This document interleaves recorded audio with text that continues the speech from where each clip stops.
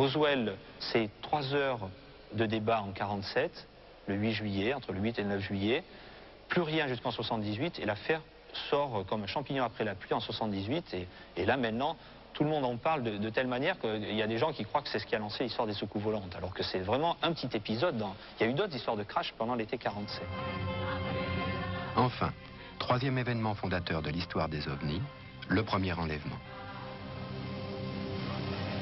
Dès le début août 47, au Brésil, on a un cas assez étrange d'un géographe qui était en forêt avec 2 aides. Il allait faire des relevés topographiques. Et selon son récit, une sorte d'énorme objet lenticulaire se pose à proximité. Il y a des êtres qui semblent comme des clones, qui sont exactement semblables et habillés de la même manière, qui s'approchent de lui, d'apparence humanoïde, et qui essaient de l'entraîner à l'intérieur de l'engin. Alors, je passe les détails, et il réussit à se sauver.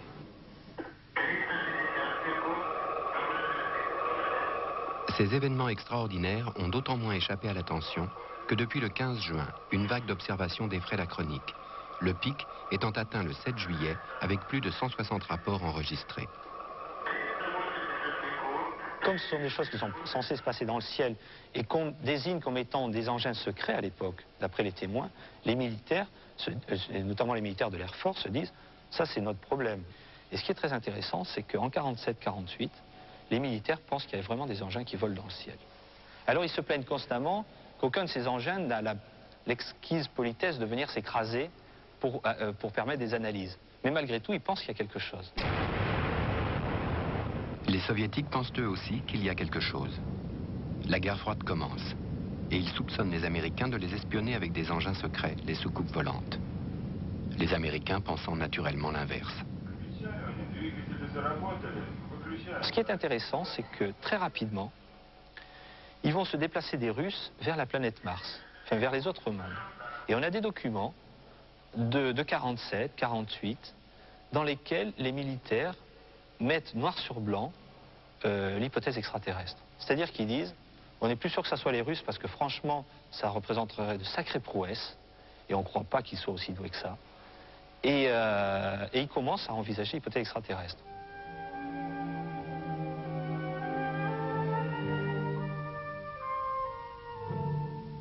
Ils n'ont pas réussi à conclure, autant qu'on le sache. Alors, il y a ceux qui disent qu'ils ont conclu puisqu'ils avaient la soucoupe de Roswell et tout. Bon, moi, j'ai rien trouvé de tel. Peut-être les Américains n'ont-ils rien conclu. Mais ils ont cependant assez cru aux soucoupes volantes pour en fabriquer une dans les années 50.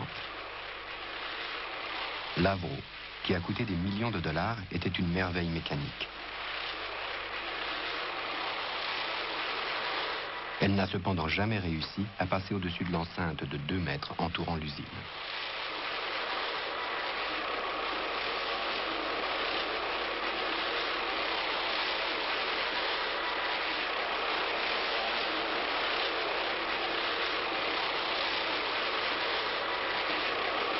Le trait principal de la controverse sur les soucoupes, c'est qu'on a affaire à un phénomène qui est produit de telle manière qu'on ne peut pas se mettre d'accord.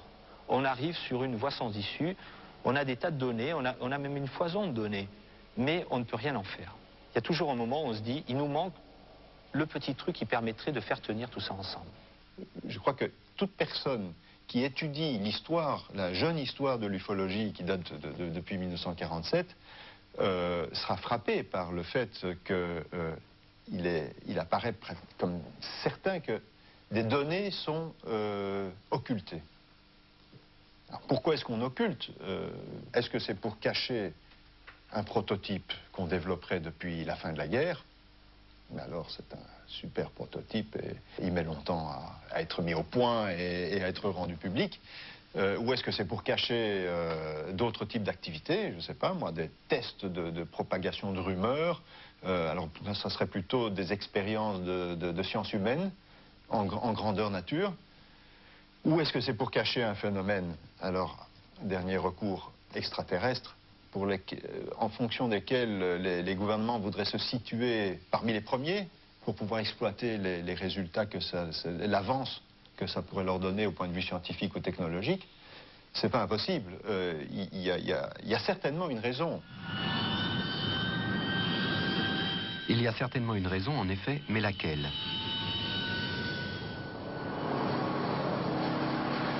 En tout cas, pendant que les soupçons se développent parmi les ufologues et dans le public, les observations se multiplient sur toute la planète. Elles sont fréquemment le fait de témoins crédibles et compétents, par exemple des pilotes d'avion.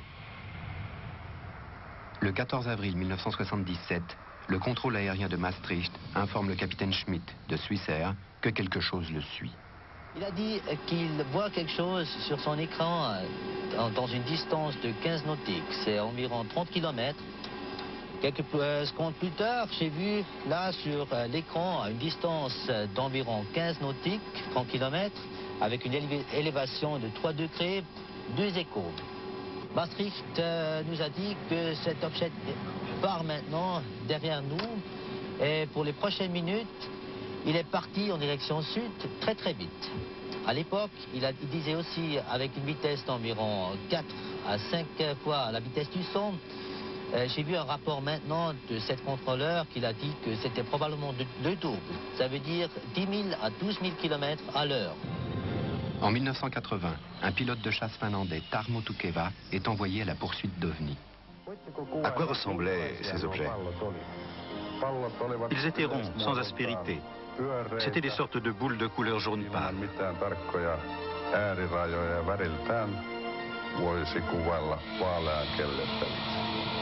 Ils étaient à quelle distance? Impossible de la déterminer avec précision. Je ne disposais d'aucun repère. Selon vous, à quelle vitesse se sont-ils éloignés? Je n'avais aucun moyen de la calculer, mais je volais moi-même à 700 km/h et ils m'ont très vite distancé. Est-ce que vous avez trouvé une explication rationnelle à ce que vous avez vu? Je suis incapable de fournir une explication logique.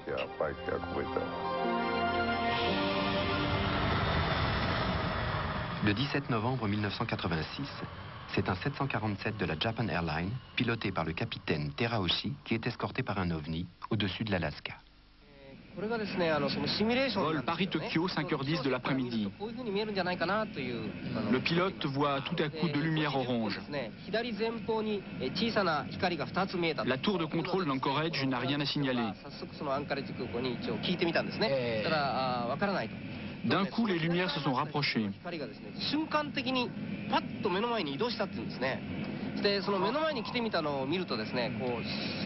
Les trois hommes d'équipage ressentent alors une bouffée de chaleur.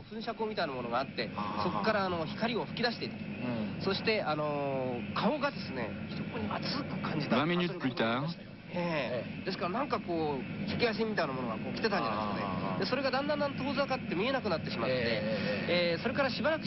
deux lumières blanchâtres réapparaissent. Le radar de bord indique la proximité d'un objet.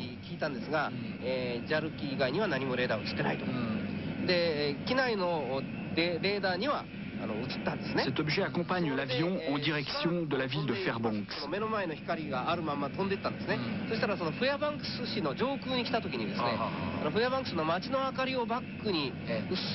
Dans les lumières de la ville, l'équipage n'en croit pas ses yeux. C'est 30 à 40 fois plus gros que le 747.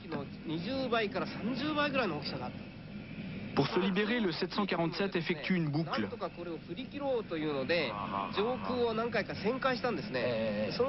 La tour de contrôle demande alors au pilote si l'intervention d'un bombardier F-15 est nécessaire. Non, ce serait trop dangereux, répond le pilote. Un Boeing de la compagnie UAL doit croiser la route du 747 japonais. Vers 6 heures, l'avion d'UAL approche de la sphère qui s'évanouit.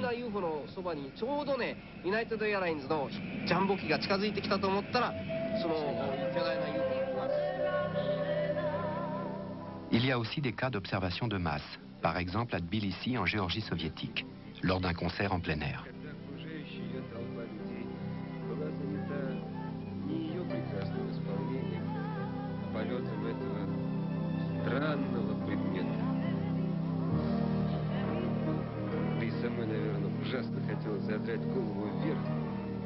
смотри, ну что же там такое летает?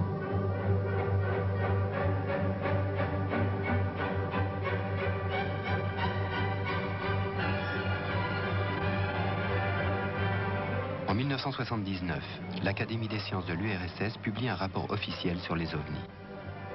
Analysant 256 observations, dont certaines remontent à 1923, l'étude statistique montre que 7,5% des observations sont le fait d'astronomes.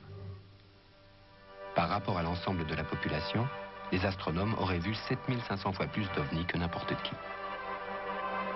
Ce que nous savons de façon certaine, c'est que nous sommes dans une bulle d'univers, qui est une bulle finie, mais qui est immense. Et dans cette bulle, il y a au moins une centaine de milliards de galaxies. Chaque galaxie a au moins une centaine de milliards d'étoiles. Donc nous parlons de 10 000 milliards de candidats potentiels à avoir des planètes. Ça, nous le savons. Maintenant, sur les planètes, c'est un autre problème. Nous pensons en fait que la plupart des étoiles ont des planètes, des systèmes analogues à notre système solaire. Nous ne le savons pas encore de façon certaine. Actuellement, de connus, il y a 3 systèmes planétaires. Le nôtre, qui est connu depuis toujours, sans doute depuis que l'humanité a regardé le ciel. Il y a un système planétaire qui a été découvert il y a 3 ans et un système planétaire qui a été découvert il y a 2 mois. Mais tous les indices commencent à s'accumuler pour penser que pratiquement toutes les étoiles doivent posséder un système planétaire, un système de planètes, sans doute souvent très différent d'une autre. Mais donc, si vous voulez, les candidats potentiels pour des constructeurs d'ovnis, par exemple, se comptent en centaines de milliers de milliards de milliards. Sur aujourd'hui à peu près 3000 procès-verbaux de gendarmerie que nous avons dans nos archives, ainsi que les observations des pilotes, le résiduel représente quelques pourcents, je dis bien quelques pourcents. Par contre, à certaines périodes, si nous prenons par exemple la période 1974 à 1978, une période où il y a eu beaucoup de phénomènes rapportés, sur 678 témoignages analysés et expertisés, avec des méthodes tout à fait rigoureuses, on arrivait à un résiduel de cas de l'ordre de 38%, ce qui est considérable. Le résiduel, ce sont les cas où l'on peut réellement parler d'ovnis. Parmi toutes ces observations françaises, il y a plusieurs atterrissages allégués. Le plus connu est celui de Trans-en-Provence en 1981. L'OVNI s'est posé sous le regard d'un maçon, Renato Nicolai. C'était un jeudi, là. Un jeudi, le mois de janvier, le 8, là, c'était là, vers 5 heures. Quand je l'ai vu, moi, qu'il est en train de bricoler, là. Oh, je dis quand même, des fois, hein, ça fait pas. Quand je l'ai vu arriver, pratiquement, je ne l'ai pas vu tout à fait arriver. Voilà. Enfin, j'ai vu arriver, mais enfin, je ne l'ai pas noté, enfin, ça que c'était exactement. Alors, comment était cet engin? Beh, l'engin, c'était un engin, una forma, come due assiette, c'est-à-dire... Comme une soucoupe. L'una sull'altra, va, un engin come ça, là. Nous avons essentiellement constaté les traces qui étaient au sol et qui nous ont laissé supposer qu'un objet s'était réellement posé sur le sol. Et puis après, nous avons fait des prélèvements de l'herbe qui était légèrement écrasée et que nous avons envoyé en laboratoire. 5 centres de recherche officiels ont été chargés de différentes études. Le professeur Bougnas de l'Institut national de la recherche agronomique a longuement analysé les modifications biochimiques subies par les plantes recueillies sur les lieux de l'atterrissage. Le travail qui a été fourni par les laboratoires va montrer plusieurs choses. Premièrement, on va attester qu'il y a bien eu un objet lourd, métallique, qui a atterri sur le sol. En particulier parce qu'on va trouver des traces très ténues de particules métalliques. Ensuite, le laboratoire a constaté qu'il y avait eu effectivement une modification au niveau de la physiologie des plantes qui avait été affectée par un effet tout à fait important sur le métabolisme des plantes. C'est-à-dire que les plantes qui étaient sur la trace présentaient de profondes anomalies par rapport à des plantes témoins qui étaient beaucoup plus loin. Et il a trouvé qu'il y avait probablement des phénomènes électromagnétiques qui avaient généré ces effets tout à fait particuliers. Un an après, le laboratoire est revenu, on a refait des prélèvements et le phénomène avait disparu. Ce qui attestait donc d'un phénomène tout à fait particulier qui s'était déroulé là. C'est l'une des premières fois, sinon la première fois, qu'une étude de type biochimique et biophysique confirme la description, qui était par ailleurs très précise, d'un témoin quant au lieu et à la date de l'apparition du phénomène, de l'atterrissage du phénomène. Ce que je peux affirmer, c'est que ça valait la peine de faire cette étude parce que d'une part, c'est scientifiquement intéressant, ça fait faire des progrès analytiques, des progrès conceptuels, même dans le domaine de la toxicologie. Et puis maintenant, il y a quelque chose de plus, c'est que le phénomène OVNI paraît scientifiquement digne d'intérêt. Autre arrivée d'OVNI en 1982 à Nancy, dans le minuscule jardin 10 mètres carrés d'un biologiste qui a toujours voulu garder l'anonymat.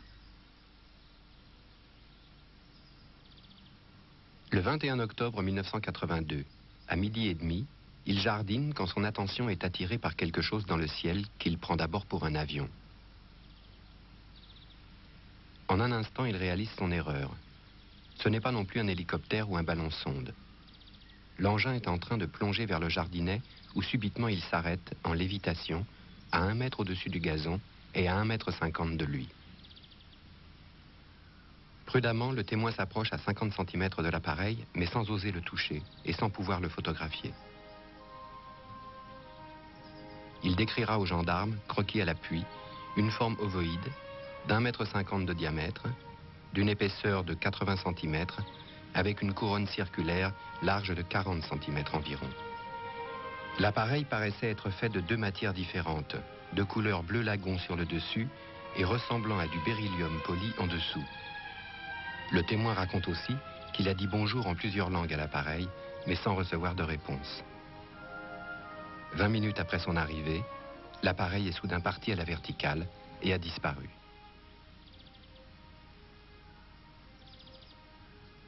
Au bout de 20 minutes, il a constaté que l'herbe, le gazon, commençait à se lever. Et puis, brutalement, l'objet est parti dans le ciel de façon silencieuse. A priori, on pourrait se dire, bon, ce que raconte cette personne, c'est complètement absurde. Mais pour le physicien, c'est extrêmement intéressant ce qu'a dit cette personne. Il n'était pas censé savoir que des brins d'herbe qui se soulèvent, comme ça, ça n'existe pas dans la nature. Il faut qu'il y ait des champs électriques extrêmement puissants. En particulier, on a pu mesurer qu'il fallait des champs électriques de 30 kV par mètre. Il y avait probablement un phénomène physique qui générait des champs électromagnétiques sur le secteur où il était. Les gendarmes qui ont fait l'enquête ont constaté qu'une plante du jardin, une amarante, était desséchée. Il n'y avait aucune raison que ce plant soit totalement desséché, puisque ces plantes étaient dans d'excellentes conditions physiologiques. C'est un homme qui était extrêmement méticuleux. Mais par contre, ce qu'on a découvert en analysant les feuilles et les fruits de cette amarante, c'est que les feuilles étaient complètement recroquevillées et que les coques du fruit étaient éclatées et que les fruits à l'intérieur étaient cuits.